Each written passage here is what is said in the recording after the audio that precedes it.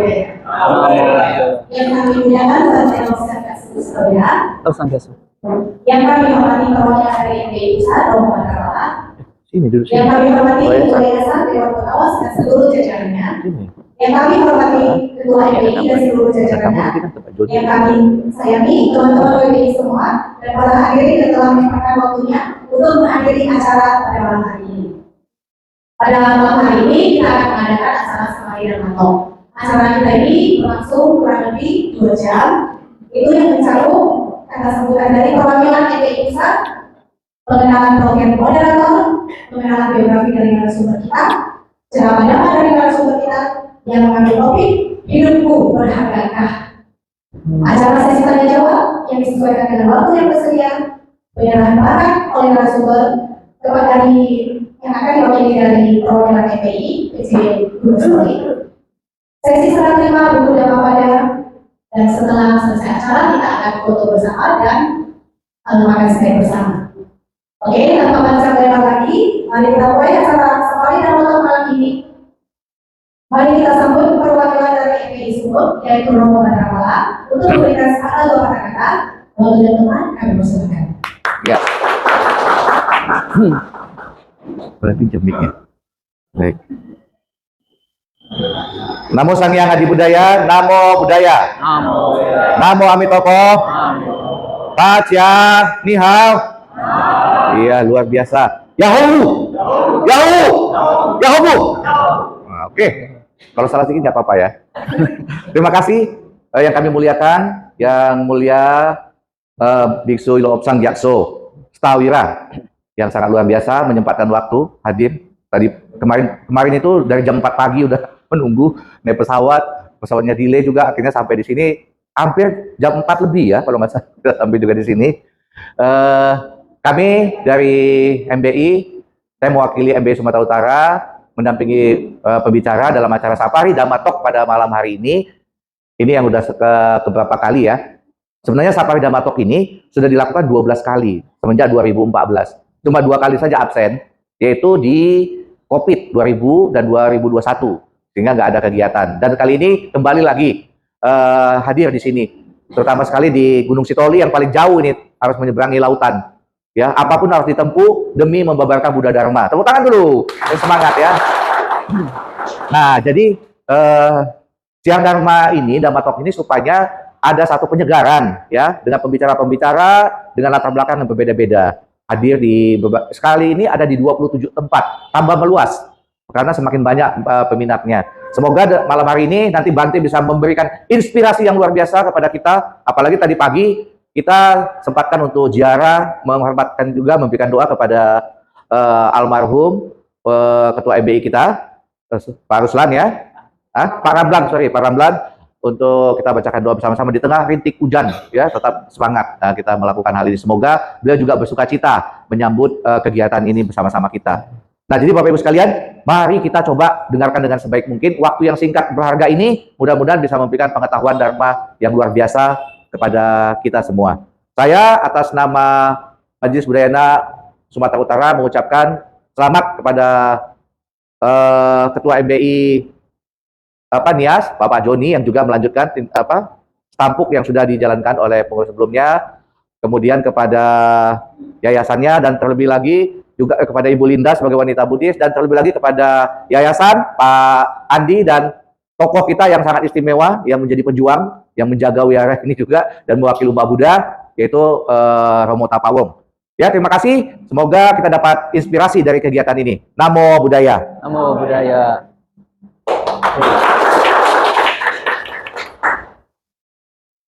Terima kasih atas kata sambutan yang telah diberikan oleh Bapak. Selanjutnya, mari kita sambut moderator kita pada malam hari ini. Beliau merupakan Ketua MPI PC Kepulauan Nias masa bakti 2017 sampai 2028, dan beliau juga merupakan Upasaka Agung Madinah. Kepada Romo Joni Habib, waktu dan tempat kami persilakan.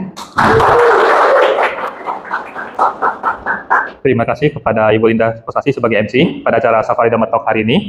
Beliau juga merupakan Anupandita dan juga Ibu PBI Kepulauan Nias. Acara Dhammatok hari ini akan dibawakan oleh narasumber kita yang mulia Bante, yang mulia Biku Lopsang Gyatso Savira, ada pepatah mengatakan bahwa tidak kenal maka tidak sayang. Adapun profil beliau sebagai berikut adalah beliau lahir di Madiun. Beliau juga penerjemah teks Tibetan dari tahun 2006 sampai sekarang.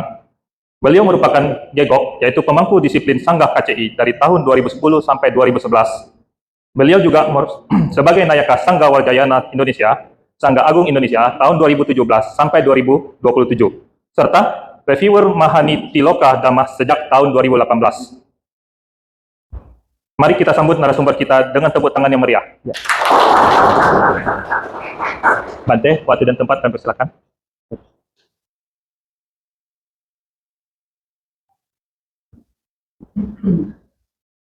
Sangye dodam sogi sonamra janto bado dani kapsuci dagi din sogi mati dagi dola benjir sangye do pa so sangye dodam sogi sonamra janto bado dani kap dagi din sogi mati dagi dola benjir sangye do pa so sangye dodam sogi sonam janto bado dani kapsuci dagi din sogi mati dagi dola benjir sangye do pa so ma zam zam dam segi tuntu nyuwar nyuwar yang dapat sogi sangye di papa ribu sini janto parja de dalam semula malai de kuni dan suram kirim beri kumbala jumpa ni o ma zam dam segi tuntu nyuwar nyuwar yang dapat Bocah ini yang tu baca de dalam sekolah malah ini tu kini dan dalam kirim beri kepada sebab Mahasiswa dalam segi penyuluhan yang dapat oleh sendiri kemarin proses ini yang terbaca di dalam sekolah malah ini tu kini nanti kembali kembali coba video.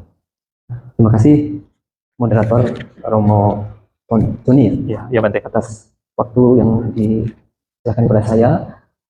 Yang terhormat Sesepuh Wihara Wimala Dharma Niasnya Gunung Sitoli, Bapak Romo Tapak Wong, kemudian para pengurus baik dari provinsi maupun Kota Madia dari MBI yang hadir saat ini, juga kepada Bapak Ibu pengurus WPI ya, dan mungkin ada muda-mudinya ya, ada muda-mudi sini ada juga ya, Wihara semuanya.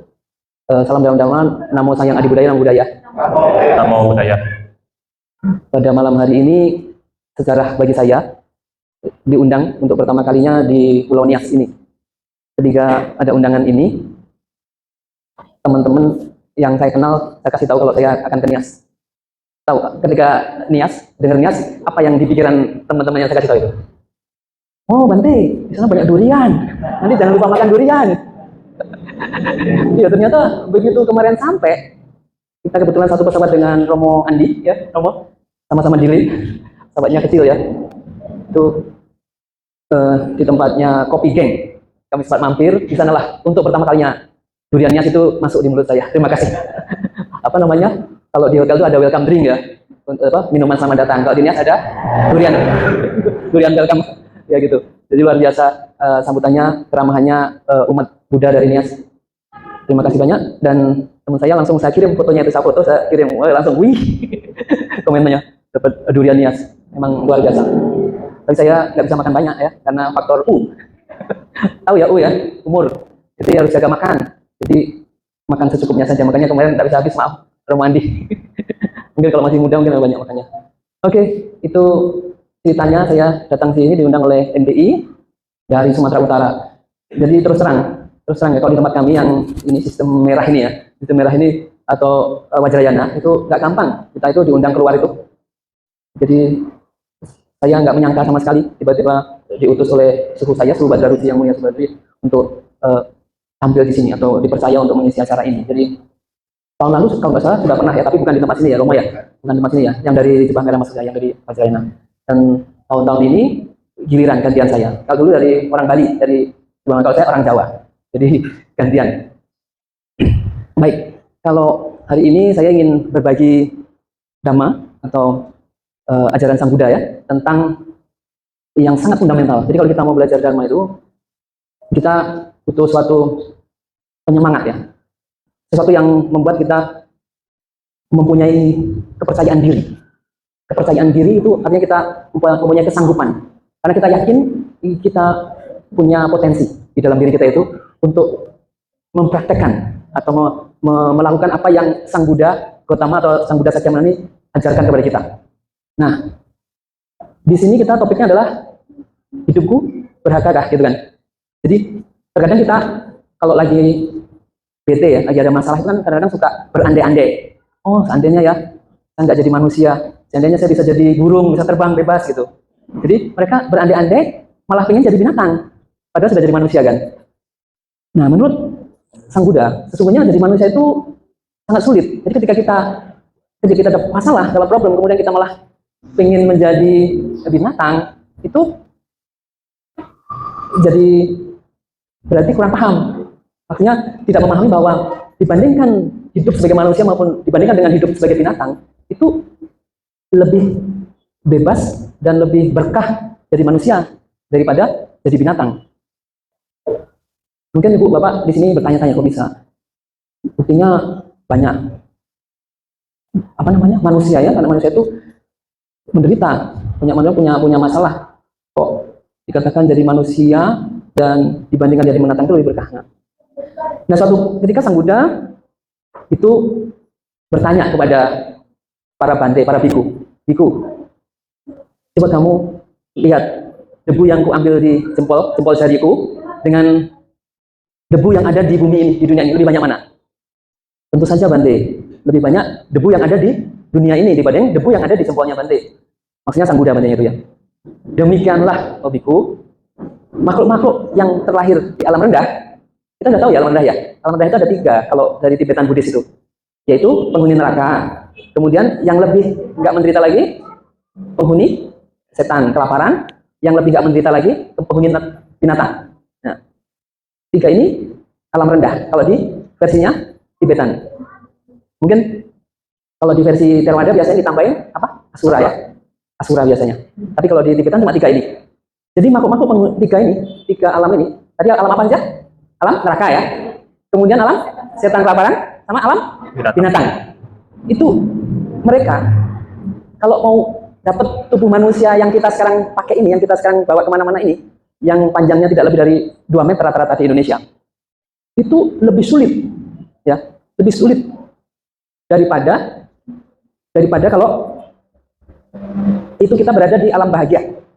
Ya, jadi makanya kalau kita ada di alam menderita, untuk dapat tubuh manusia ini, itu butuh waktu yang sangat-sangat lama. Jadi kesannya tadi, kebayangkan, kesannya kita tadi berandai-andai, pas kita lagi sedih, lagi galau, lagi nggak enak, lagi bete, lagi dikhianati, nanti kan aku jadi burung ya bisa bebas itu, nanti kalau jadi burung mau jadi manusia lagi itu sangat sulit gitu, sesungguhnya itu menurut Sang Buddha.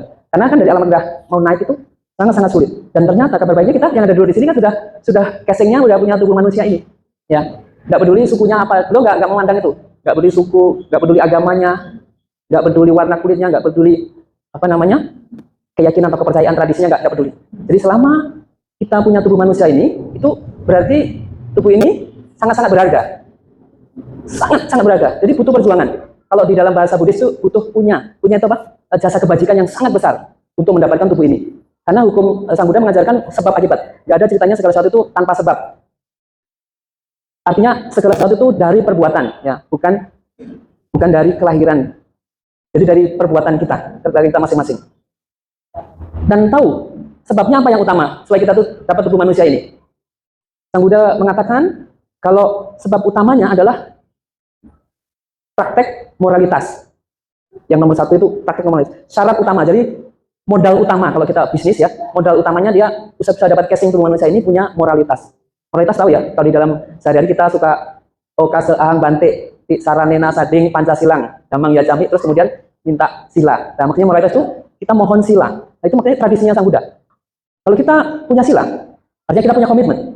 Komitmen untuk menjaga apa yang diambil atau yang diberikan oleh bante itu kepada kita. Nah, kalau kita jaga itu dengan baik, ini modal banget. Kalau nanti kita mati, itu dikatakan dapat tubuh manusia. Nah, ini manusia aja ya, dia nggak peduli di negara mana atau sukunya apa, dia nggak peduli. Tapi syarat utamanya adalah punya moralitas. Sampai di sini nangkep ya. Berarti apa? Kalau kita sekarang duduk di sini, kita pasti di kehidupan lampau punya moralitas, punya sila itu. Dari penjelasan Buddha itu. Artinya kita pernah jaga itu dan buahnya ada sekarang ini. Kita sudah terima. Dan itu nggak gampang loh, ya kan? Kita jagain sila itu nggak gampang. Pasti butuh kadang perang batin. Ini boleh nggak ya? Saya misalnya ketemu barang yang nggak bertuan, diambil gitu. Kadang-kadang kita perang batin. Tapi kalau kita menang dengan batin kita yang rakus, dengan batin kita yang rakus itu kita kalahkan dengan komitmen kita bahwa kita tidak akan mengambil barang yang tidak diberikan pada kita, maka kita membuat sebab-sebab sila itu kuat atau menjadi penyebab nanti tubuh jadi tubuh manusia ini. Sampai sini nangkep ya?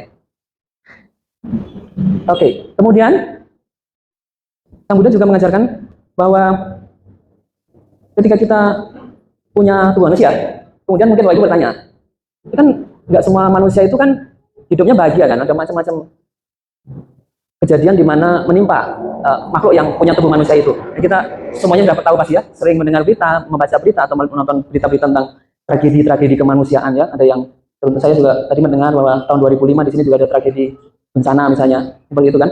Jadi tubuh manusianya hilang oleh bencana alam. Jadi meskipun ini berharga, kita hidup sebagai manusia ini sangat berharga, tapi dia memang sangat gampang hilang ya. Begitu gampangnya hilang. Jadi sesuatu yang sangat berharga ini bisa cepat sekali hilang ya. Bahkan kadang-kadang kita juga mendengar nggak ada bencana pun kita lagi tidur itu nggak bangun lagi ya kan, dan itu bisa terjadi, kemungkinan itu bisa terjadi, dan Sang Buddha memberitahu itu karena itulah yang dinamakan apa, karakter dari kehidupan, karakteristik dari kehidupan itu begitu.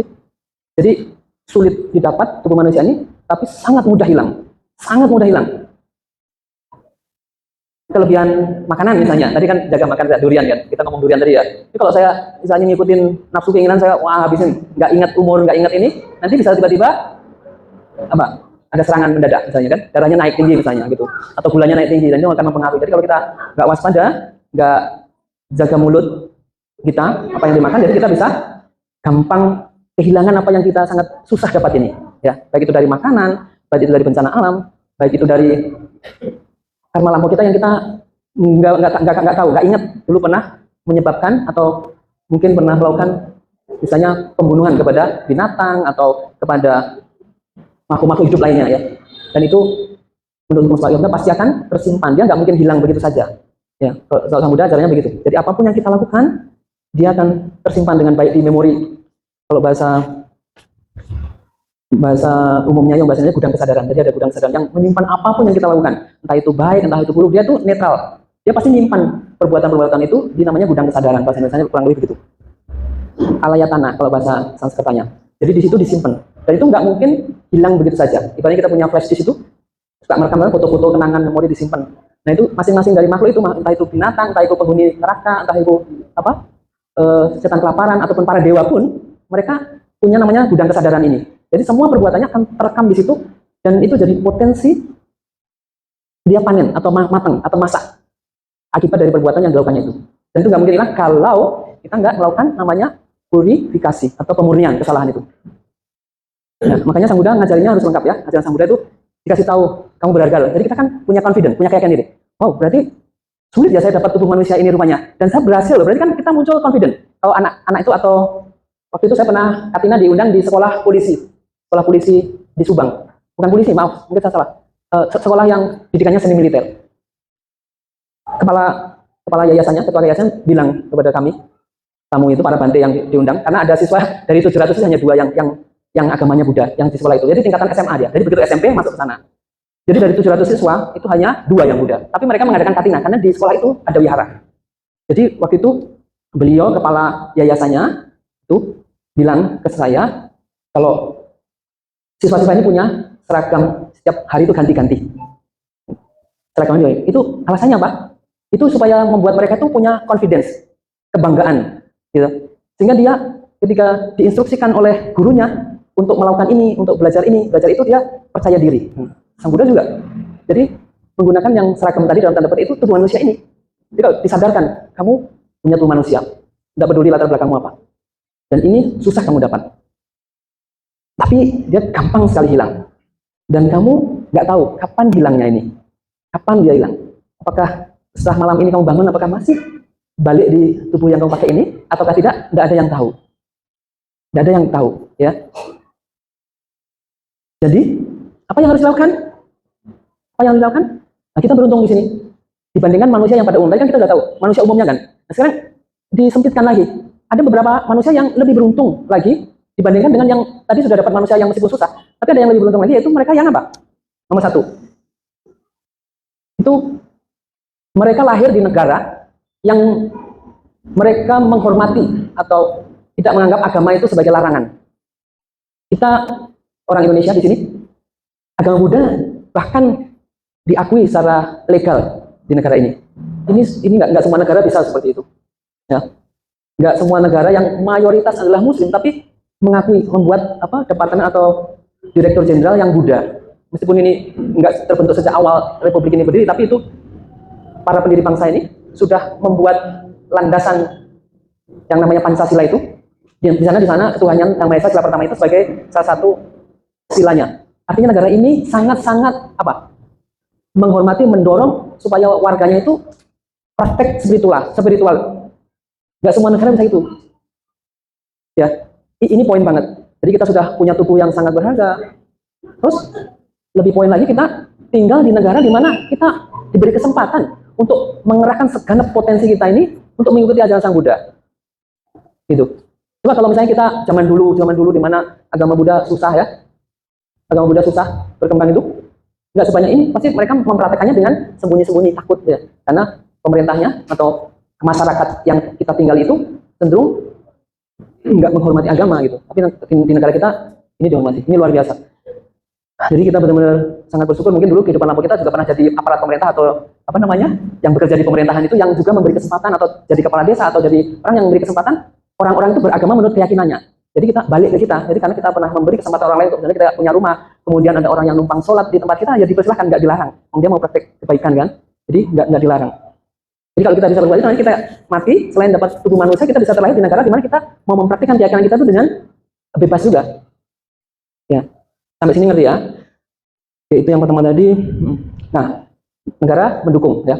Kemudian yang istimewa lagi, kita punya tubuh manusia ini, terus kita punya kecerdasan yang cukup baik secara fisik atau maupun mental ya, untuk memahami dharma ajaran Sang Buddha ini. Ya.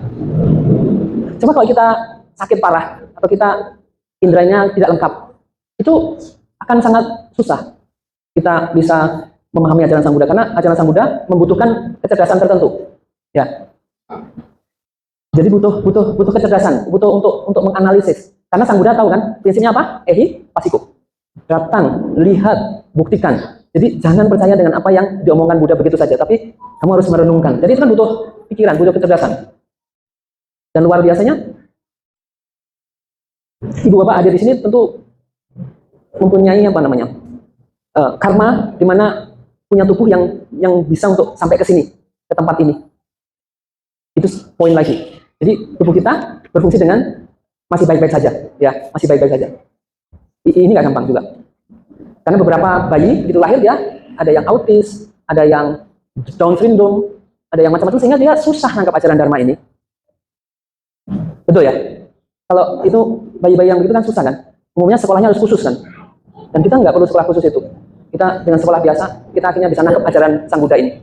Kita bisa menguji, memeriksa ajaran Sang Buddha ini. Benar nggak apa yang dikatakan Buddha ini? Boleh dicek, boleh dites, dicoba. Itu Sang Buddha mempersilahkan kita semua. Jadi kita nggak dipaksa untuk percaya gitu, hanya percaya yang buta. Tapi kita boleh, apa yang Buddha katakan boleh untuk diuji, diperiksa. Seperti emas itu, kalau yang suka beli emas, ini asli emas nggak ya, ini diteliti, dibakar, dibersihkan itunya, yang sisa tanahnya, jadi sampai kelihatan tuh emas murni, betul-betul emas gitu. Seperti itulah, Dhamma itu boleh diteliti seperti kita mau meneliti emas itu. Yang Buddha berpesan itu. Oke, sampai sini ya. Jadi kita rasanya yang saya sampaikan tadi ada di kita semua ya. Lalu ada lagi, kita juga punya keistimewaan ketika kita lahir. Itu Sang Buddha itu muncul. Jadi ada di mana dunia ini, ada masa di mana dunia ini ya, dunia kan umurnya sudah sangat tua. Karena Buddha mengatakan sebelum beliau, Buddha Sakama itu ada Buddha-Buddha sebelumnya. Dan nanti ada Buddha yang akan datang. Buddha yang akan datang namanya Buddha Maitreya. Buddha sebelumnya ada tiga sebelum, dengan beliau 4. Jadi dunia ini sudah sangat tua. Dan Buddha itu tidak selalu muncul. Ada masa di mana dunia ini nggak muncul Buddha. Nggak muncul Buddha. Nah ketika kita lahir misalnya di situ ya, di masa Buddha pas nggak muncul, pas jadi manusia, tapi Buddhanya nggak muncul. Apakah kita punya realisasi atau pemahaman bahwa, oh, tubuh manusia ini susah loh didapat, hidupku ini sangat berharga loh. Itu nggak ada pemikiran kan, nggak ada yang jelasin mungkin. Tapi begitu ada Sang Buddha, beliau menjelaskannya dengan berbagai cara supaya mudah ditangkap oleh kita sesuai dengan kemampuan kecerdasan kita masing-masing. Gitu. Kasih tahu bahwa seperti tadi dengan perumpamaan debu tadi, ada banyak perumpamaan. yang Buddha sampaikan untuk membuat kita confident. Kamu orang yang berprestasi, kamu yang orang yang bukan orang yang gagal. Kamu itu punya prestasi, yaitu kamu punya tubuh manusia itu bukan sesuatu yang mudah untuk didapatkan gitu. Kita ditanamkan pada diri kita, kepada Sang Buddha disadarkan bahwa kita adalah seorang pejuang seperti para pahlawan ini. Hari pahlawan kemarin ya, 10 November kan, 11 November kan? 11 November. 11 Bante. Sekarang 11 kan? Berarti kemarin 10 kan? Itu pahlawan kan? Nah, seperti itu. Kita juga pahlawan juga, pahlawan bagi supaya kita dapat mempertahankan kemerdekaan, yaitu punya tubuh yang ini, tubuh manusia ini. Jangan sampai ketika nanti mati, tubuh manusia ini hilang. Jadi tetap bertahan. Makanya di Tibetan itu, para guru-guru ketika sudah meninggal, mereka dicari lagi reinkarnasinya. Cari lagi. Karena hanya di alam manusia inilah bisa ketemu Buddha Dhamma. Kemudian disadarkan bahwa kamu bisa jadi Buddha. Kemudian dikasih tahu bahwa kamu ada jalan untuk mencapai itu gitu. Bukannya dikasih tahu kamu jadi Buddha, tapi nggak tahu caranya gimana, nggak diajari. Tapi dikasih tahu. Yaitu yang ada di Tripitaka, kitab suci agama Buddha. Jadi sumbernya itu ada. Kan kadang-kadang heran. Kalau orang-orang ceramah kadang-kadang yang sebenarnya dia Buddhis, tapi motifnya dari bukan Tripitaka. Kadang-kadang aneh kan ya. Padahal kita itu untuk ketemu Dhamma itu sangat susah loh. Jadi sudah ketemu itu, carilah sumber yang berdasarkan Tripitaka, kitab-kitab suci. Yang asli dari apa yang terkodifikasi atau tersimpan dengan sangat dijaga oleh para pengikut Sang Buddha, guru-guru, para bante-bante yang jagain ajaran itu, termasuk romo-romo tapak itu juga menjaga. Tadi kami diskusi pagi-pagi itu kadang-kadang orang ingin membuat tambah-tambahan yang sebenarnya itu bukan kata-kata Buddha, ditambah-tambahin sendiri gitu. Padahal itu nggak ada sumbernya, kata romo tapak ya romo ya. Jadi harus ada sumbernya dari kitab suci bahwa itu memang benar ajaran Sang Buddha. Jadi mari kita gunakan kesempatan ini. Kita punya tubuh manusia, kita sudah ketemu sumber-sumber ajaran, dan kita punya indera-indera yang punya kemampuan untuk mencerna ajaran itu. Jadi kita belajar. Nah, sampai sini paham ya? Nah, ini yang paling sulit sekarang. Yang paling sulit, tapi kita rasa-rasanya dapat. Yang mayoritas di sini dapat. Tidak semua manusia dapat ini. Ini paling sulit sebab. Apa itu? Jadi kita sudah punya tubuh manusia, kita punya yang namanya pikiran kan? Punya konsep-konsep atau pendapat-pendapat atau pandangan-pandangan biasanya di agama Buddha seperti itu. Yaitu pikiran atau pandangan yang salah. Artinya gini, ketika kita lahir dari manusia yang susah didapat tadi, tapi kalau kita punya pandangan misalnya bahwa hukum karma itu nggak ada, kita nggak bisa terima hukum karma itu nggak benar, bisa kita nolak begitu.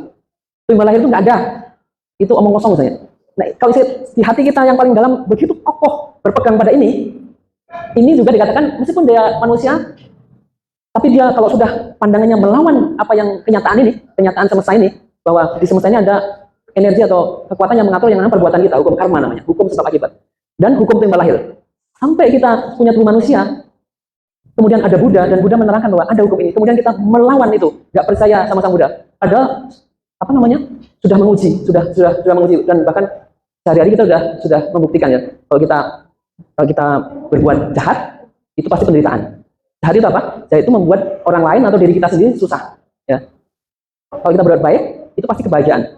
Jadi baik itu gampangnya membuat orang lain atau diri kita sendiri itu bahagia. Jadi dua-duanya dapat manfaat. Nah itu.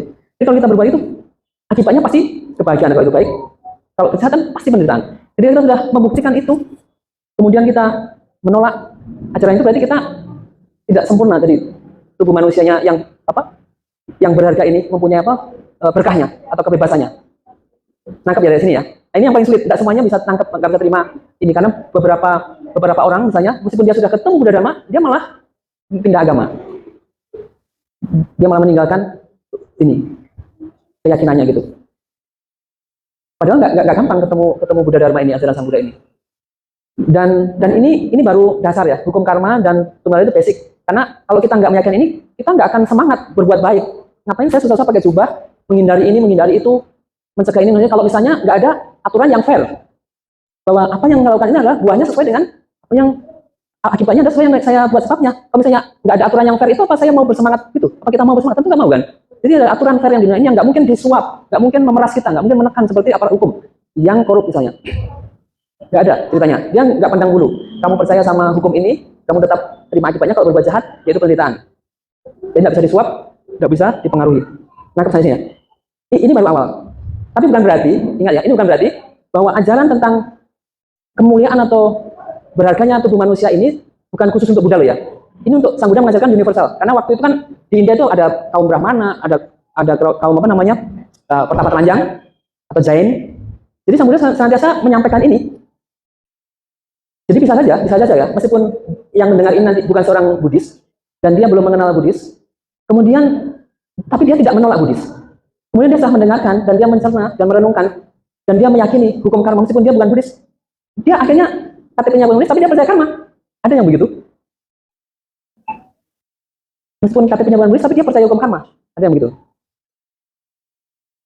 Jadi yang Buddhis sendiri malah justru yang sejak lahir Buddhis, malah dia ketika ketemu ajaran Sang Buddha, dianggapnya ini bukan suatu prestasi, bukan suatu yang sulit diperoleh, dianggapnya karena dia lahir dari keluarga yang Buddhis, tradisi Buddhis, atau keluarga Romo Buddhis, misalnya begitu. Tapi ternyata nggak jaminan kalau lahir di keluarga Buddhis, dia bisa paham ajaran Sang Buddha yang hukum karma dan sebagainya itu. Dan dia setelah paham apakah dia betul-betul berpegang pada ini, gitu. Menjaga pandangannya supaya tetap sesuai dengan realitas, kenyataan. Nah itu ya, sampai di sini ya, ngerti ya? Oh, sampai di sini itu dulu kali ya, ini kepanjangan. Waktu saya masih lama atau habis? Gimana moderator? Sampai jam berapa? 8.30. Minum dulu. 8.30 Bante. Hah? 8.30? 8.30 Bante. Jadi kita ada waktu sampai jam 8.30, nanti 1 jam 5 lagi? 5 menit lagi ya? 5 menit lagi Bante. 5 menit lagi ya, baik. Oke.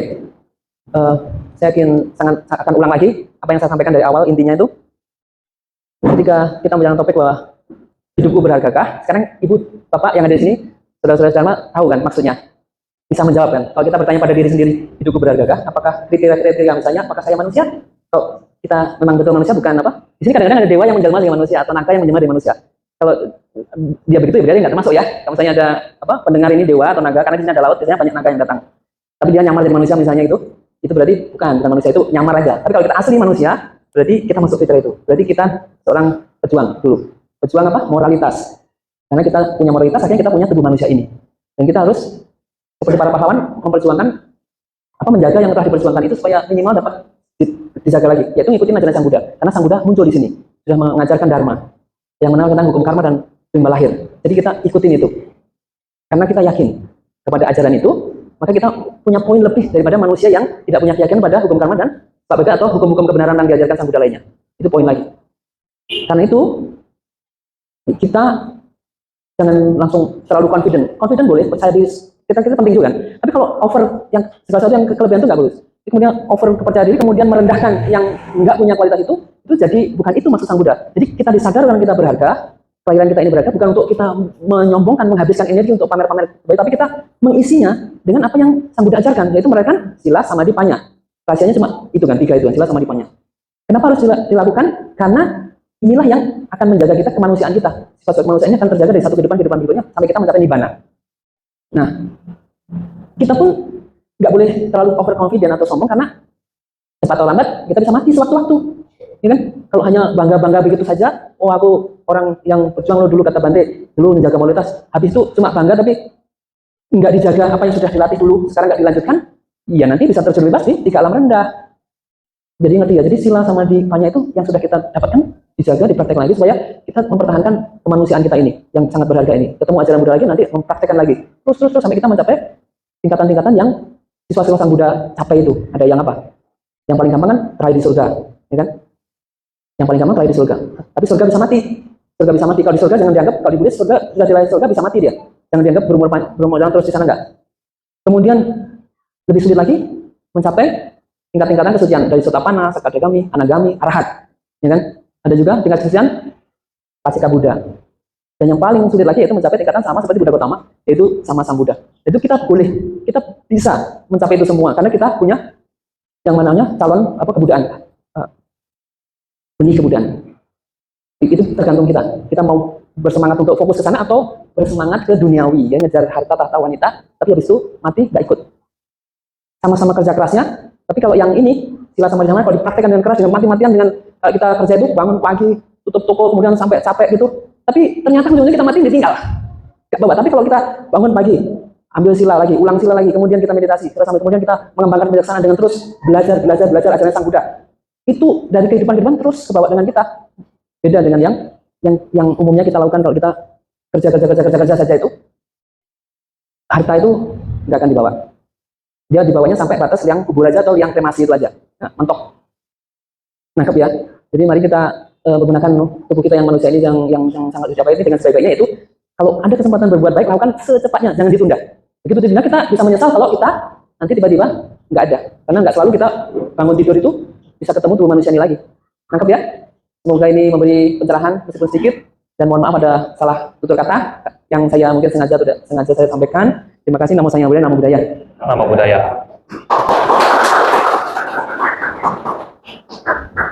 Terima kasih kepada Yang Mulia Bante. Oh ya. Oke.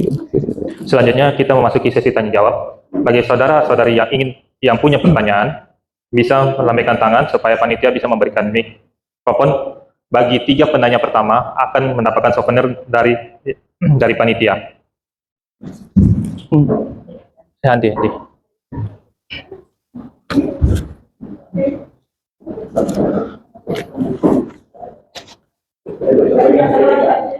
Ya, saudara Andi, dipersilakan. Tolong perkenalkan diri. Baik, selamat malam Bante, nama budaya. Nama budaya. Bante, saya ada beberapa pertanyaan mengenai topik kita malam ini. Tadi Bante ada mengatakan bahwasanya hidup sebagai manusia itu atau terakhir sebagai manusia itu sulit sekali, ya kan? Tapi pernyataan itu menurut saya agak sedikit buat saya bertanya, kenapa? Kalau kita lihat dulu itu jumlah manusia dari banyak, tapi sekarang jumlah penduduk itu sangat banyak atau banyak. Nah, itu kenapa bisa begitu? Kalau dibilang lahir sebagai manusia sulit, tapi ini jumlah manusia di sana banyak. Itu pertanyaan pertama. Pertanyaan kedua, ini pertanyaan saya, apa sih tujuan kita hidup di dunia ini? Apa sih apa yang kita di dunia ini? Apa yang kita cari? Kalau dibilang cari uang ini banyak, kan kita tahu apa? Apa yang kita di dunia ini? Itu ada saya bisa bertanya, apa yang kita di dunia ini saja? Cari itu apa? Nah, itu pertanyaan ketiga saya tadi ada disebut mengenai kalau ada dewa yang masuk ke Indonesia. Tadi sempat katanya bisa kan mereka ada apa ya?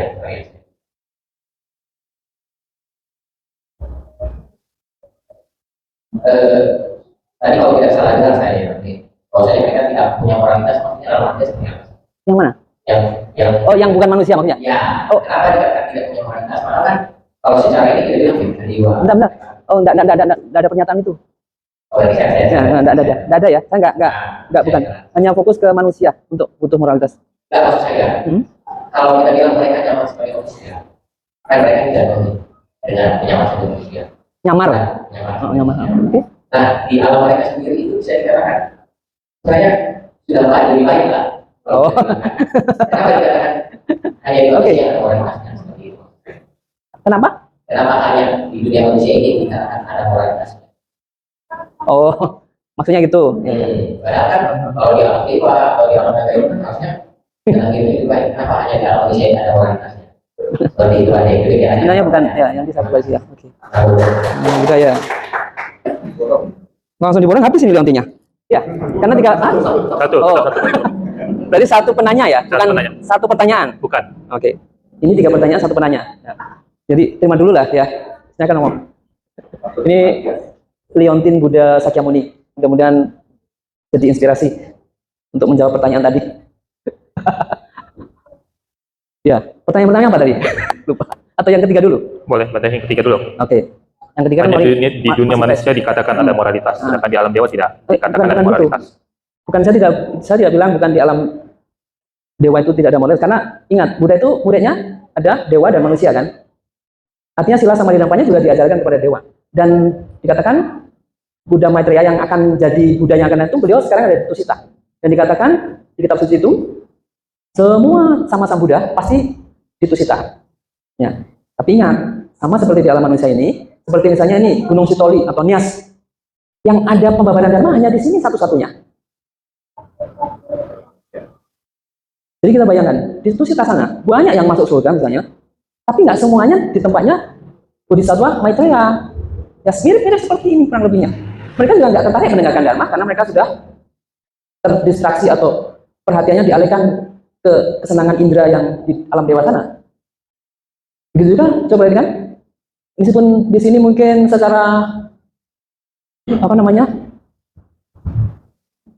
statistik umat Budanya berapa coba di Gunung Sitoli? Tapi berapa yang datang di sini? Karena bisa jadi mereka ingin datang, tapi ada halangan-halangan. Karena karma-karma lain yang menghalangi mereka. Entah itu sakit, entah itu kilesanya. Kalau sakit kan badannya, itu ada mentalnya. Ada lagi gangguan macam-macam dari luar. Sulit tuh untuk datang ke sini sesungguhnya itu kalau direnungkan. Ada yang pengen datang, tapi nggak bisa datang. Ada yang memang udah nggak peduli, nggak mau datang. Karena dia terlena dengan harta, tahta, wanita, apapun yang menyenangkan indera-inderanya, terdistraksi oleh itu. Jadi dia pikir inilah kebahagiaan itu. Di sini tuh nggak ada kebahagiaan. Ada yang sudah berpandangan begitu, meskipun dia misalnya Buddhis. Dia ngejar itu aja. Buat apa? Saya belajar Dharma. Jadi kita bisa menarik kesimpulan. Jadi kalau kita misalnya di alam dewa pun itu memang butuh suatu kebajikan, ya. Jadi tidak hanya di alam manusia. Yang tidak butuh kebajikan itu di alam rendah tadi 3 itu, ya. Yaitu alam neraka yang paling parah, kemudian alam setan kelapan dan binatang. Tapi asura, dewa, dan manusia itu butuh kerja keras lebih untuk punya tubuh 3 itu, salah satu dari 3 itu. Ya. Jadi saya tidak bilang bahwa kalau di dewa tidak, karena muridnya Sang Buddha itu adalah dewa dan manusia. Dia guru pada dewa dan manusia. Dewa dan dalam naga itu sendiri berarti ada moralitas. Ada dharma, ada dharma. Dharma beberapa naga itu kalau di Tibet mereka mendukung dharma dengan menjaga kitab-kitab suci itu. Jadi dikatakan kitab suci itu dibuat sedemikian rupa sehingga dia menjadi harta karun. Harta karun. Kalau harta karun kan biasanya kan orang emas, perak, permata-permata itu disimpan. Kalau orang-orang Tibet yang mengerti mana lebih berharga antara dharma dengan permata-permata itu atau tubuh manusia ini, mereka akan mengunggulkan dharma. Jadi dharma itu dia akan menolong banyak sekali makhluk, baik itu dewa dan manusia. Maka dijaga, dititipkan ke naga biasanya. Nanti ada praktisi-praktisi tertentu yang bisa komunikasi naga, kemudian ajaran itu diambil lagi, kemudian diajarkan ke orang-orang lagi. Ya ajarnya kurang lebih semuanya membuat confidence, jadi manusia tidak gampang, tapi energi atau yang susah payah dapat itu dapat hilang dengan cepat. Terus kalau kamu habis ke duniawi, yang kamu dapat ya dunia itu, dan itu pasti dapat. Dunia itu dapat. Tapi kalau kamu fokus ke pencapaian-pencapaian spiritual, ya kamu juga dapat. Tapi bedanya apa? Kata Guru Atisa, ketika kamu menggunakan energi yang ada di tubuh manusia ini untuk ngejar harta, terus kamu dapat harta itu, kamu mati belum tentu dapat tubuh manusia lagi, karena kamu pakai cara yang nggak benar untuk dapat harta itu, dengan cara membunuh.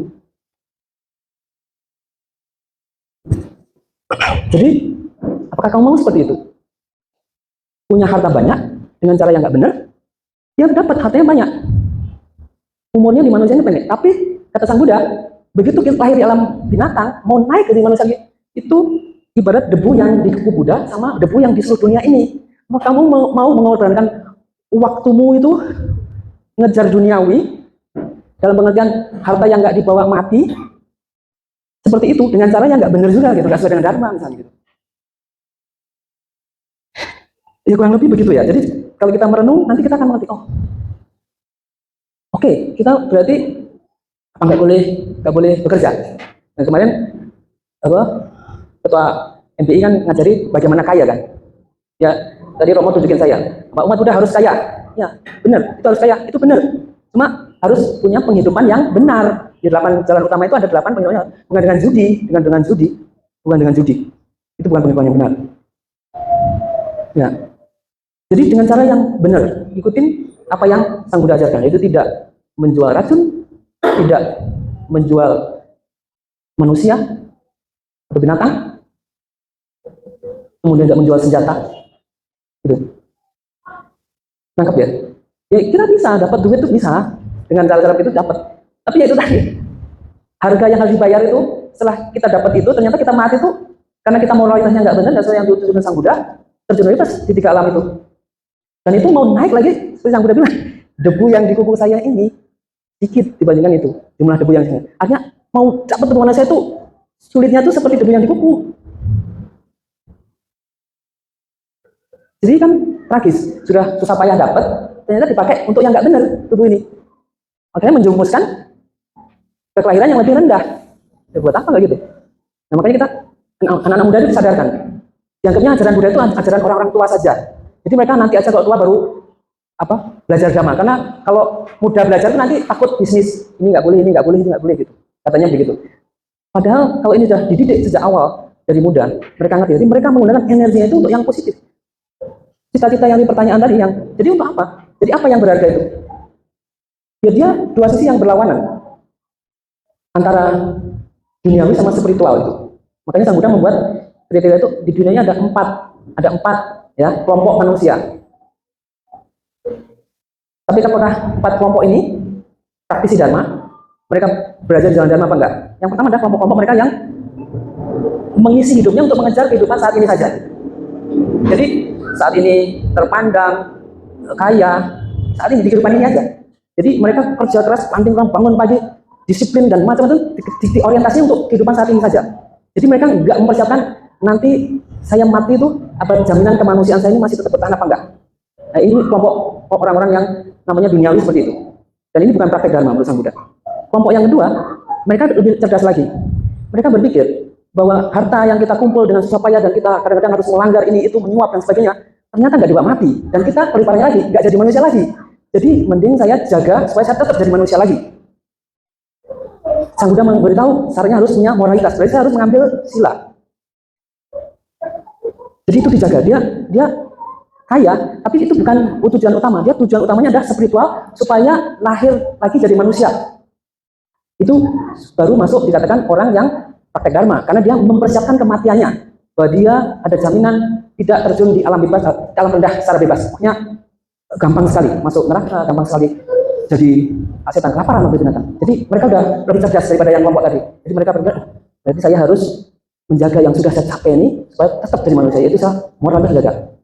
Begitu di alam dewa juga begitu. Kalau Sang Buddha kan acaranya kan untuk dewa dan manusia. Jadi para dewa ketika mendengar itu mereka umumnya ingin mempertahankan jadi dewanya. Mereka takut kehilangan. Seperti rajanya para dewa, Raja Saka, ketika mau mati itu bau keluar. Dia sudah mengeluarkan tanda-tanda. Dia panik. Dia tahu bahwa dia akan mati. Maka dia menemui Sang Buddha. Akhirnya Sang Buddha membabarkan dharma. Akhirnya dia mati tetap lagi jadi raja. Nah itu orientasi spiritual tapi yang motivasi awal. Jadi mereka ngejarnya hanya kebahagiaan di samsari.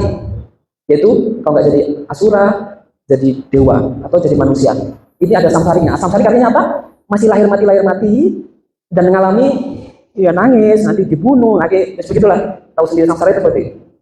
Orang-orang yang sadar bahwa ini juga ternyata tetap ada penderitaannya, nggak mau. Dia nggak mau masuk surga. Dia mau supaya keluar dari samsara ini.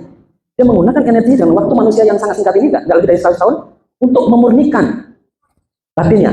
Karena rahasianya di batin. Memurnikan batinnya supaya dia bebas dari namanya kilesa atau racun batin atau kotoran batinnya. Itu apa? Dosa, kebencian. Dilatih supaya dia penuh meta. Makanya ada meta bawana. Hatinya sama meta. Jadi meskipun orang jahat sama dia tetap baik. Karena dia tahu para suci itu seperti itu. Batinnya tenang.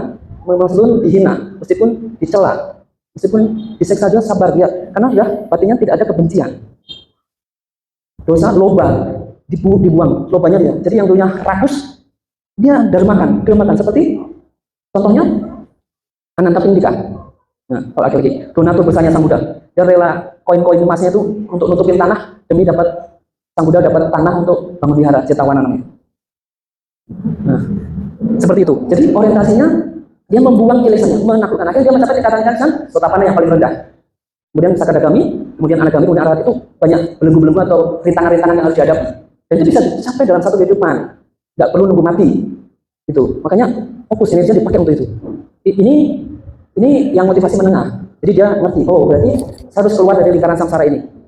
Artinya, meskipun saya lahir di alam manusia, saya nggak ada kilesa, saya nggak ada dosa loba mawa, saya nggak ada kebencian, nggak ada keserakahan, nggak ada kemelekatan. Artinya saya akan damai, meskipun saya di surga, di apa namanya, di alam dewa atau di alam manusia. Karena hatinya sudah dilatih, dikurangi keserakahannya, dikurangi kebenciannya. Ya, nanti nangkep ya. Ini yang ketiga ya benar ya. Yang duniawi tadi, yang spiritual pertama surga, yang ketiga ini orientasinya dia keluar dari samsara ini. Makanya dia jadinya nanti mentok arahat atau paceka Buddha, tapi dia nggak bisa ngajar seperti sama Buddha. Terus yang terakhir, dia lebih cerdas lagi. Dia lihat, kalau aku bebas sendiri dari kilesa itu yang begitu baiknya sama aku itu, ibu mama papaku itu yang lahirin aku, tak tinggal. Ya kok, apa saya nggak punya hati? Maksudnya ibunya tuh masih berputar-putar dalam samsara, kok nggak ditolong? Jadi mereka bicaranya kalau gitu aku harus menggunakan energi yang tersisa sebelum saya mati untuk mengumpulkan kebajikan supaya mencapai tingkatan sama sang Buddha, sama seperti Buddha Gautama. Ketika mencapai tingkat Buddha itu, beliau dengan tubuhnya itu beliau bisa mengunjungi ibunya Mahamaya yang wafat 7 hari setelah kelahirannya kan. Beliau mengajar dhamma. Hari ini diperingati di Tibet itu. Hari ini adalah hari Lababhucan namanya, yaitu hari di mana setelah sang Buddha wasa di Tawatimsa, di tempatnya mamahnya, di Mahamaya, kemudian beliau mengajarkan Abhidhamma di sana, dan beliau hari ini turun, wasanya selesai. Di Tibet dirayakan. Itu Lababhucan namanya. Itu kebajikannya besar sekali. Bisa dikatakan 10 kali lipat. Nah, hari ini kita melakukan diskusi dhamma, belajar dhamma ini kebajikannya berlipat karena harinya hari yang suci. Di mana sang Buddha turun dari Tawatimsa setelah mengajarkan dhamma kepada mamahnya. Supaya mamahnya keluar dari lingkaran samsara ini. Nangkep ya? Jadi itu. Sekarang terserah kita. Kalau dari sistem Tibetan itu semuanya dianjurkan untuk memilih yang terakhir karena dia yang paling cerdas. Dengan waktu yang singkat dan bisa mencapai satu kehidupan tingkatan itu. Dan dia yang lebih banyak lagi, dia tidak hanya bebas untuk dirinya sendiri, tapi bisa menolong semua makhluk. Gitu. Orientasinya ke semua makhluk. Makhluk itu seperti tadi pertanyaan yang pertama kalau salah itu, jumlahnya tak terhingga kan. Manusianya aja udah tadi dikatakan 7,sekian miliar misalnya. Atau sudah berapa miliar sekarang nggak tahu saya. Yang jelas, kenapa kok ini bisa juga banyak? Katanya dari manusia sulit. Tapi kenapa kok begitu banyaknya manusia? Apakah dhamma ini salah? Apa yang dikatakan Buddha? Jangan salah. Jadi, ketika kita melihat hanya dari kacamatanya atau point of view manusianya, itu memang banyak kan?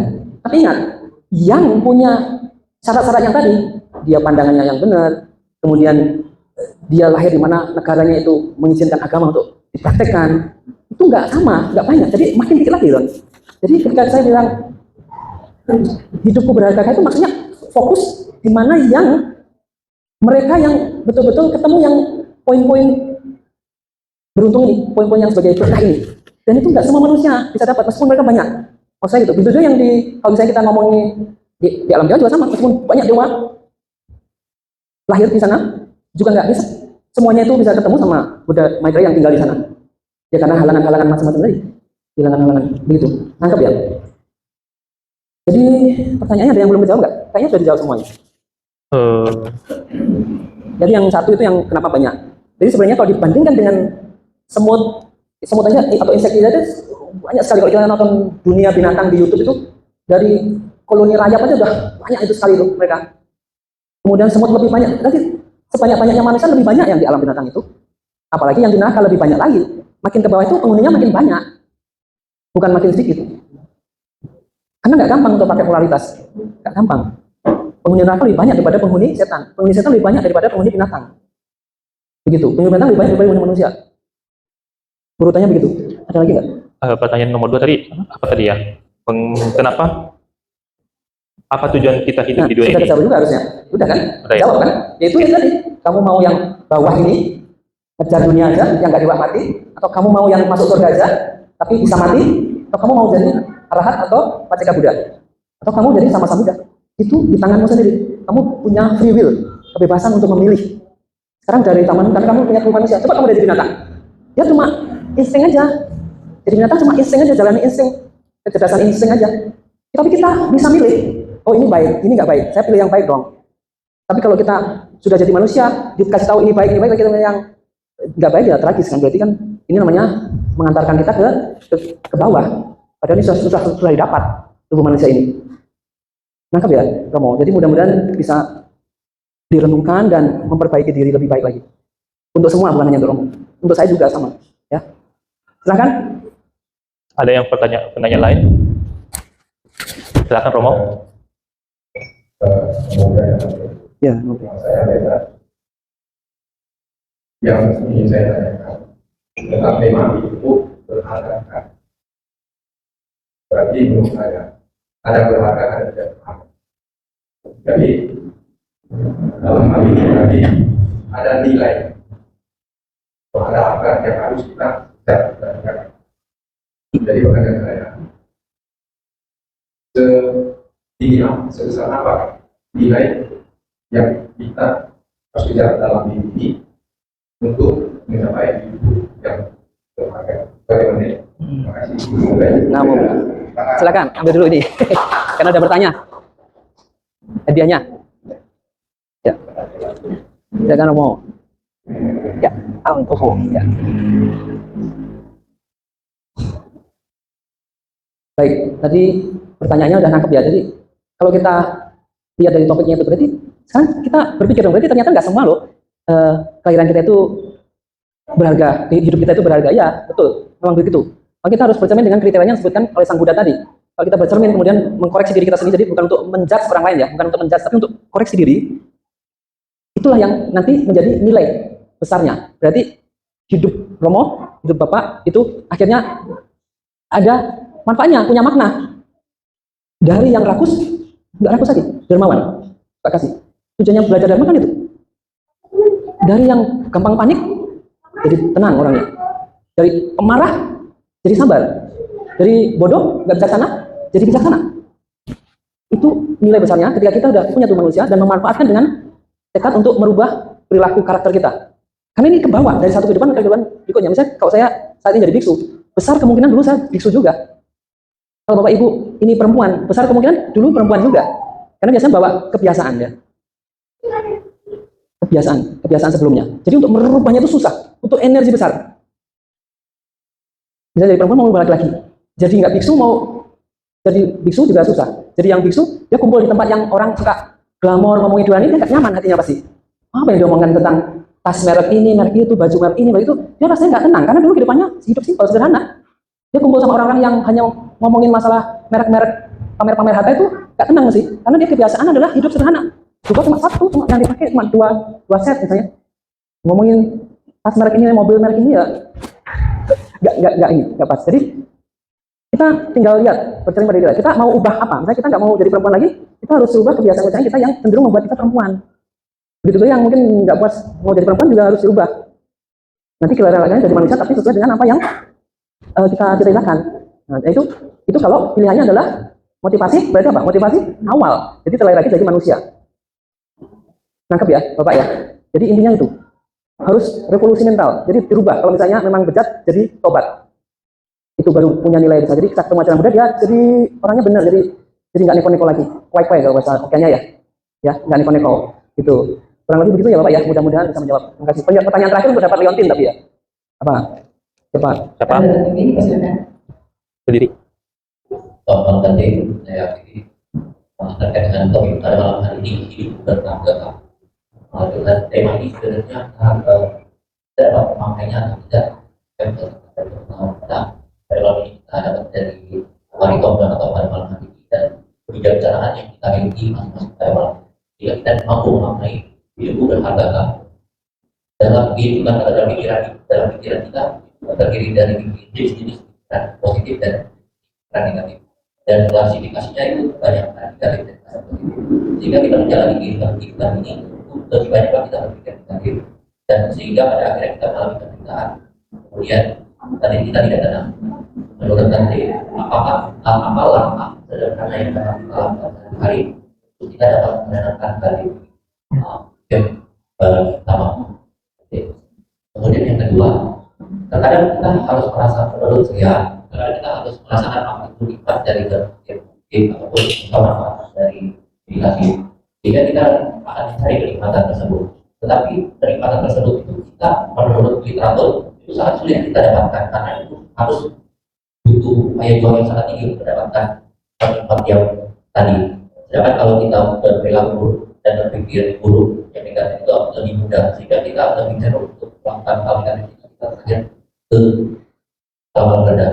Jadi kiranya apa ya yang bisa kita perbuat tapi dalam hal yang sangat sederhana sehingga kita mulai dan sedikit demi sedikit kita dapat menikmati hal positif tersebut. Nanti kemudian karena ini dalam matang, saya juga ingin menyambung terkait dengan pertanyaan yang sebelumnya terkait dengan manusia makin lama makin banyak di dunia ini. Itu menurut pribadi saya dan saya membaca literatur dari zaman ke zaman sekarang lagi tadi penurunan maksimal umur manusia yang semakin lama nanti turun sampai ke 10 tahun, kemudian naik lagi sampai ke 20.000 tahun. Sehingga kita di dunia ini juga bermain dengan tua. Ternyata manusia nanti pada menurut saya manusia dengan umur pendek mungkin di 15 tahun maksimal 10 tahun itu jumlah manusianya makin lama banyak. Dan pada zaman itu mungkin manusia ini sangat banyak dan dharma ini sudah mulai mudah.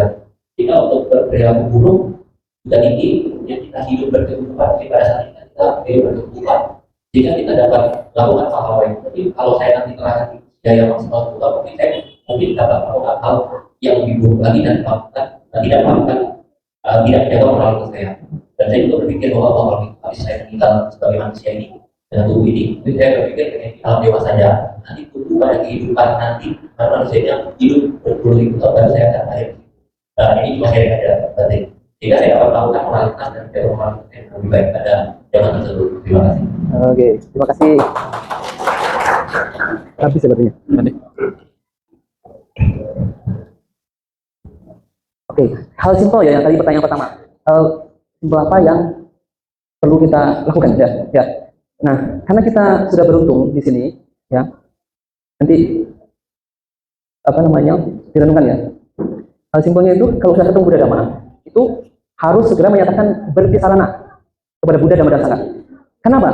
Berhenti sarana itu artinya kita punya ketakutan, kekhawatiran, kecemasan bahwa saya belum safe benar-benar berarti. Dan kita punya keyakinan Buddha, Dhamma, dan Sangha itu 3 pilar yang sangat kokoh yang akan menjaga kita dari satu kehidupan berikutnya.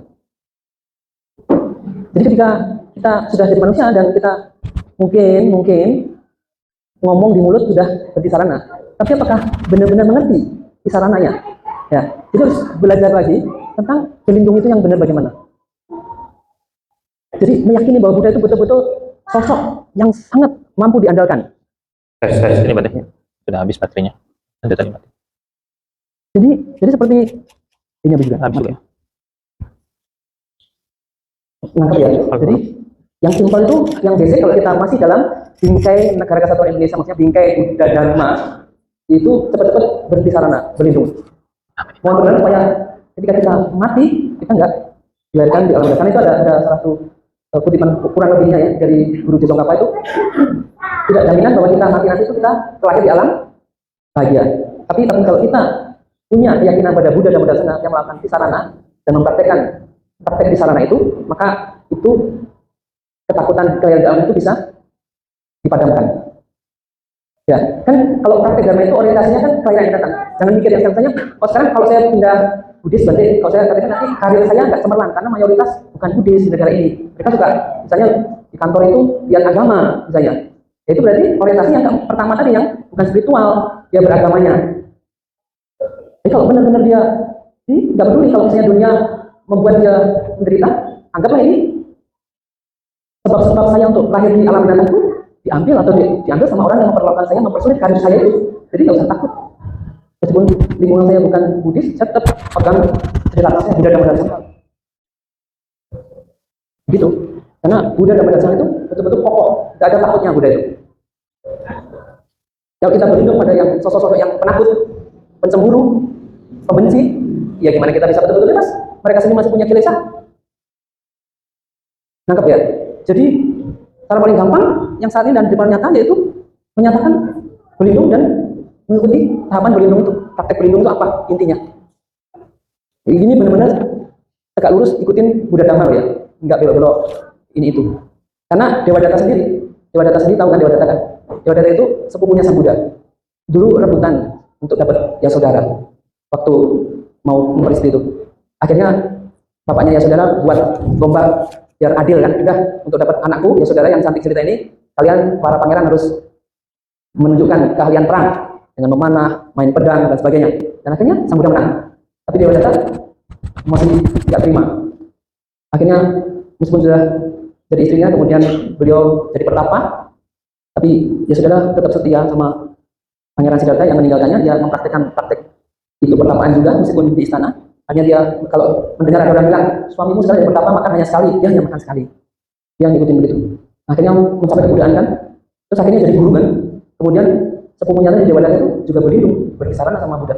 Tapi di perjalanan berikutnya karirnya dia malah jadi musuh besarnya Sang Buddha. Dia berusaha membunuh Sang Buddha, dia berusaha mengkudeta Sang Buddha dan sebagainya. Sampai akhirnya dia kena. Kalau di kitab digambarkan kan dia dipapah sama murid-muridnya untuk ketemu Buddha yang terakhirnya. Karena dia sendiri nggak bisa jalan. Mungkin kalau penyakit sekarang mungkin kena stroke kali ya, nggak bisa jalan. Jadi dipapah sama murid-muridnya untuk ketemu Buddha mau bertobat menjelang kematiannya. Tapi belum sampai ketemu Buddha, bumi ini membelah. Tadi saya dengar ada cerita beberapa mayat yang meninggal itu masuk di telan bumi. Jadi korban gempa itu saya 300 itu yang terhitung. Tapi yang masuk di telan bumi itu juga nggak tahu berapa. Nah, Dewa Daga itu di telan bumi matinya. Buminya membelah, jadi dia nggak bisa ketemu Samudra. Tapi Samudra berusaha dengan kemampuannya menolong, tapi tetap nggak tertolong. Tapi sepanjang dia terjun bebas dari celah bumi yang membelah itu, dia menyatakan dari lubuk hati yang dalam itu berlindung dan bertobat bahwa Buddha lebih unggul daripada dia. Maka dia bilang, Budang sanang gacami, Dhammang sanang gacami, Sanghang sanang gacami. Dia menyatakan itu. Dan dia akhirnya masuk neraka Awisi. Karena dia pernah membuat kaki Buddha berdarah. Itu garuka karma. Jadi karma yang sangat jahanam. Dia pasti masuk neraka. Ada 5 karma yang sangat zaman itu, yaitu membunuh ibu kandung, membunuh ayah kandung, membunuh arahat, melukai Buddha, dan memecah belah sangha. Dan yang keenam itu ya, kalau menolak realitas, yaitu hukum karma dan timbal lahir, itu bisa masuk neraka jahanam dengan gampang. Jadi ingat itu, yang simpel, jaga itu. Kita dari anak jangan sampai membenci orang tua kita. Kalau untuk benci, nanti bisa melakukan tindakan yang lebih parah. Jadi diobatin dulu bencinya, ya, dengan meta cinta kasih, makanya. Karena itu sangat-sangat berbahaya. Dan Buddha ketika Dewa Daga masuk neraka, Buddha bersabda pada siswa-siswanya itu, meskipun Dewa Daga masuk neraka, tapi karena dia dari lubuk hatinya yang paling dalam, akhirnya menyatakan berlindung. Budang sanang gacami, Dhammang sanang gacami, Sanghang sanang gacami, kelak dia nanti akan menjadi Paceka Buddha. Hebat kan? Gak ada ceritanya, kita dengar kalau dia masuk neraka itu, neraka selamanya di Buddhis. Jadi bahkan Dewa Daga pun kelak nanti akan jadi sama-sama Buddha. Kalau masa hukumannya habis tanpa potongan ya. Kalau di sini kan ada remisi dari ulang tahun. Kalau di neraka nggak ada remisi ya. Nggak ada remisi ya, karena pakai patigana pun nggak kuat neraka itu. Yang bisa pakai patigana itu yang di alam-alam hantu kelaparan. Patigana tahu kan ya? Pelimpahan jasa itu yang bisa nangkep, yang bisa menggunakan energi itu. Kalau di neraka nggak ada ampun, dia harus total. Tapi Buddha mengatakan nanti tidak ada. Artinya apa? Artinya apa bagi kita? Kalau kita punya family atau dapat orang yang bilang, oh saudaramu itu masuk neraka karena nggak percaya sama ini, nggak usah takut. Di Buddha masuk neraka itu kan artinya bisa nggak jadi Buddha, tetap bisa jadi Buddha. Ya contohnya dewa-dewa itu. Kadang-kadang kan ditakut-takutin supaya tidak agama, itu misalnya. Nangkep ya, kurang lebih ya. Jadi yang simpel ketika ketemu Buddha itu jangan gentar, nyatakan berlindung pada Buddha dan sana. Dan betul-betul dari rumahnya yang dalam tahu bahwa Buddha itu punya kualitas mampu menyelamatkan saya. Ketakutan itu akan dibantu karena Buddha punya pasukan banyak kan. Muridnya aja para dewa, manusia, naga, banyak itu. Jadi kalau kita tulus orangnya, memang nggak munafik, nggak hipokrit, betul-betul dari hatinya itu percaya pada Buddha, ya makhluk itu nanti dewa bumi ada, itu mereka semuanya pasukannya Buddha. Dan Buddha mikirin mereka semua makhluk tanpa kecuali. Paling gampang itu menyatakan kita menyerahkan hidup kita ke Buddha. Udah, terus apa lagi tentang komentarmu bahwa kalau begitu ada yang meramalkan nanti usia manusia kemudian 10. Kalau saya lahir di masa itu di mana Dharma nggak ada, mending saya berarti pindah aja ke alam dewa kan? Nah itu berarti motivasi apa? Yang pertama tadi yang masih kecil, tapi dia nggak akan bisa menjaga karena dia nggak bisa mengendalikan kelahirannya. Kamu bisa ngomong, tapi apakah kenyataannya seperti itu? Enggak, karena itu tergantung perbuatanmu, karmamu, sebab-sebab yang kamu ciptakan. Karena nggak gampang untuk masuk alam dewa yang kamu impikan itu, ya kan? Jadi kamu nggak punya free will, kamu hanya berandai-andai kamu berusaha, tapi nanti alam semesta ini atau hukum karma ini yang memastikan di mana kamu akan dilahirkan. Nah, karena itu ketidakpastian yang lebih besar di masa lalu, makanya saat ini yang lebih pasti. Kehidupan yang akan datang nggak pasti kita dapat manusia lagi, dapat dewa lagi. Yang ini pasti. Jadi nyatakan di sarana. Apa itu? Praktekkan Buddha Dharma dengan serius, bukan sampingan. Biasanya agama itu kayak sampingan aja. Yang penting cari duit, gitu. Ya. Jadi malah kebalik. Akhirnya mereka dapat duitnya, tapi matinya nggak selamat. Justru sekarang dibalik. Begitu kita ketemu Buddha Dharma, kerjaan itu sampingan. Utamanya adalah mengikuti, menyerahkan diri kita ke Buddha Dharma. Supaya kita mempunyai kualitas seperti Buddha itu, Buddha Gautama. Betul-betul total memikirkan semua makhluk, nggak pilih kasih kemana apa, dipikirkan entah itu dewa, naga, dewa bumi, setan, dipikirkan semua. Apa enggak terkira dibacakan bahwa kita menyatakan berlindung kepada beliau karena beliau betul-betul memiliki kekuatan yang sangat hebat. Belum lagi pasukannya beliau banyak itu. Jadi kita fokusnya orientasinya adalah ya kalau di Tibetan kita diajarkan supaya mencapai sama-sama Buddha. Karena nanti yang lain-lain itu otomatis harta juga ngikuti karena orientasinya sudah benar, sudah murni suci karena memikirkan mamahnya. Nangkep ya? Jadi pikirannya, energinya, niat, misalnya tangannya dipakai untuk itu. membahagiakan mama, papa, supaya meskipun seandainya mereka masuk alam dewa, alam neraka, itu kita bisa kunjungi, seperti Buddha mengunjungi itu, mengajarkan dharma. Jadi nggak bebas sendiri, gitu ya. Ya sudah begitu, mudah-mudahan kejawab ya. Ada yang lewat? Cukup ya? Ya. Hadiahnya? Yang belum diambil hadiahnya ini. Ada lagi yang mau bertanya? Terima kasih ya. Oke, kalau nggak ada yang bertanya, saya ada pertanyaan ini Pak Bante dari orang seorang. Kalau misalnya hidup kita tidak berharga, apakah kita boleh bunuh diri? Terus, kalau misalnya itu sekarang banyak kali ya Bante, tiba-tiba putus cinta, bunuh diri, jadi seolah-olah menganggap hidup ini tidak berharga. Terus ada juga yang awalnya itu laki, tetapi berubah fisik menjadi wanita. Apakah dia menganggap hidup ini tidak berharga? Terima kasih. Ini untuk siapa Romo? Hadiahnya? Untuk yang penanya? Sama. Ini istimewa ya daripada yang lain tadi. Oh, terima. Om Ahung ya. Dah. Baik. Memang kita mungkin bisa mengalami apa yang disampaikan yang disampaikan oleh Ibu Dinda tadi, ya, bahwa dimana kita bisa begitu stresnya karena kenyataan tidak sesuai dengan harapan, ya kan?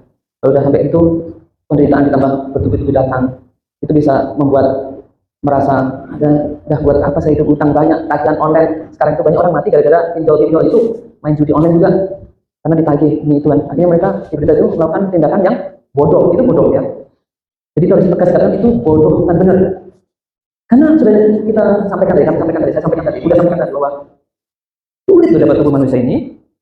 Ya. Kalau kita belajar hukum karma, itu kan diajarin untuk bertanggung jawab pada perbuatan kita.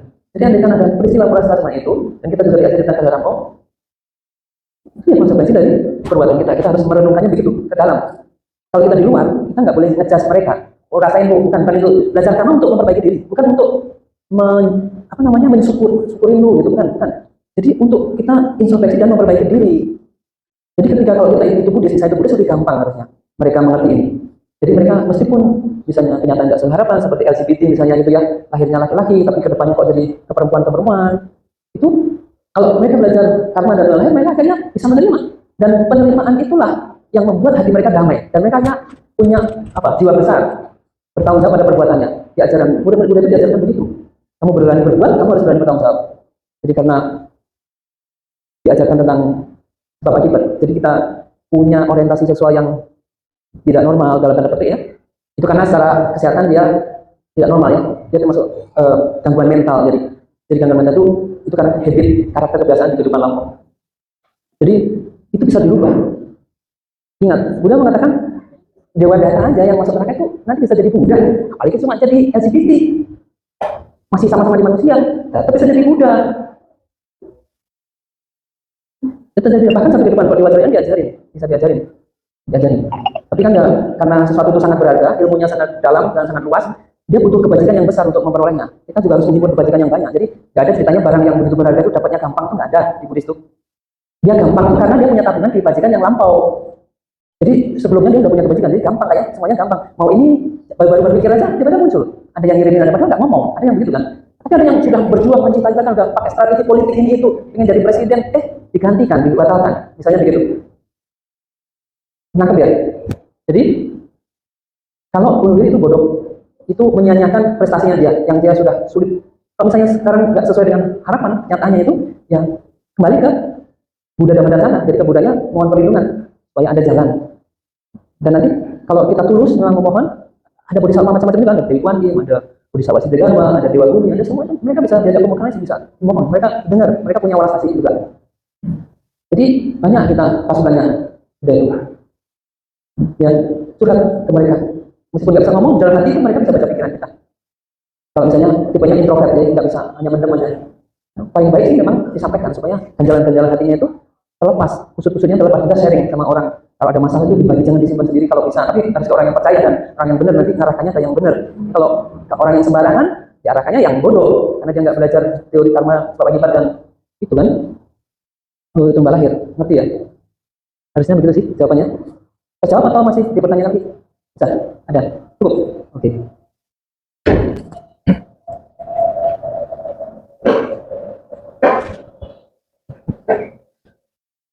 mengingat waktu semakin larut, sesi tanya jawab ini kita akhiri sampai di sini. Apabila masih ada pertanyaan, bisa ditanyakan sesudah acara atau besok. Karena besok masih ada acara sharing dharma atau bincang-bincang dharma. Diharapkan pada hadirin bisa menghadirinya besok jam 7.30. 7.30 malam pagi. 7.30 malam, Bante. Kayak ini juga. Hah? Enggak. Seperti ini, informal, Bante. Oh. Seperti biasa aja. Iya. Jadi, Kalau begitu kita tutup dengan closing statement oleh moderator kita pada malam hari ini. Kesimpulan. ya, Kesimpulan. bagaimana menjadi manusia yang berhargakah? Yaitu menjaga moralitas yang baik, lahir di negara yang masih ada membebaskan untuk mempelajari agama. 3, yaitu lahir di mana masih ada Buddha, di mana Dharma masih diajarkan. 4, yaitu punya kemampuan untuk mencerna atau mempraktekkan Dharma. 5, memiliki pandangan benar. 6, berlindung pada Triratna. Ada lagi Bante yang mau ditambah? Ya. Sementara itu. Manusia ini sangat sulit didapat, tapi sangat mudah hilang. Oh ya. Ya. Oh ya, itu. terima kasih atas masukannya. Oke. Selamat yang diberikan oleh Bante. Selanjutnya acara kita lanjut dengan penyerahan bakat untuk narasumber yang diwakili oleh Romo Tapawong. Waktu dan tempat kami persilakan.